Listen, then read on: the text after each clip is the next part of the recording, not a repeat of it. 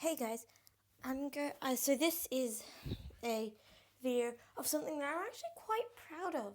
It has mentions of blood in it, so if you're not okay with that, please leave now. Anyway, have I introduced myself? I'm Roxy15, otherwise known as Rose, and this is something I wrote for my one-shots book. Anyway, let's just hope this is okay. It's kind of sad, and it's part one of something. I'm currently writing the second part. It's very metaphoric and quite yeah. But here we go. Vergil clutched the rose tightly. Tears pricked his eyes as blood ran down his hand. The crimson liquid sparkled, reflecting the night sky.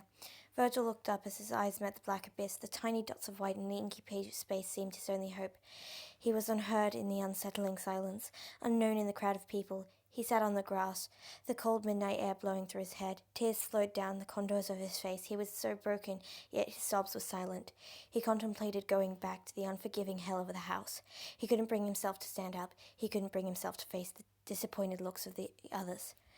The wind howled its unforgiving cold. Vergil didn't care. He couldn't go back. He lied his back on the old tree. It seemed like the only support he would get, the only thing he could trust. It was the harsh reality of life. Leaves of golden brown fell around him. The gentle rustling lulling him into a gentle sleep. His eyes slipped shut as his mind stopped spinning. The rose fell from his hand as his body relaxed. He looked peaceful, the brown roots of his hair blending into his purple bangs, of which covered his eyes. Tear streaks glistened on his calm features. His lips were rosy and parted slightly. The faint outline of where his eyeshadow was washed away by his tears remained. His body was limp. He looked peaceful. He awoke to the sounds of birds chirping and rays of sunlight bouncing off his skin. His eyes fluttered open to see the spectral colors in the leaves above him. Blue sky was peeking in the dense forest. He sat up, feeling the dew of the green grass beneath his fingers. He looked around to see the rose still there. He swiftly grabbed it to feel the pain of the thorns once again piercing his skin. He lifted himself up to his feet. The warm breeze was a nice change from the cold biting sensation of the midnight wind.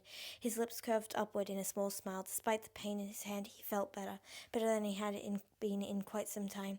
He felt the familiar sensation of warm blood running over his fingers. He looked at his hand to see his white rose stained crimson with his blood. It was many frightful things, but it also had beauty in its tragedy. It was almost artistic. He looked at the swirls and splatter that the blood had made on the petals of the rose. It was intriguing. I'm so sorry for that crap reading, but that's something I'm actually quite proud of because it's more descriptive than I'd usually do. And this is part one. There's probably going to be like 5 parts because this takes so long to write to be so descriptive.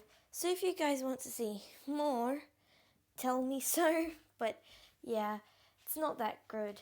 But yeah, I'm just kind of proud. Anyway, that's it for today. Goodbye. Yep.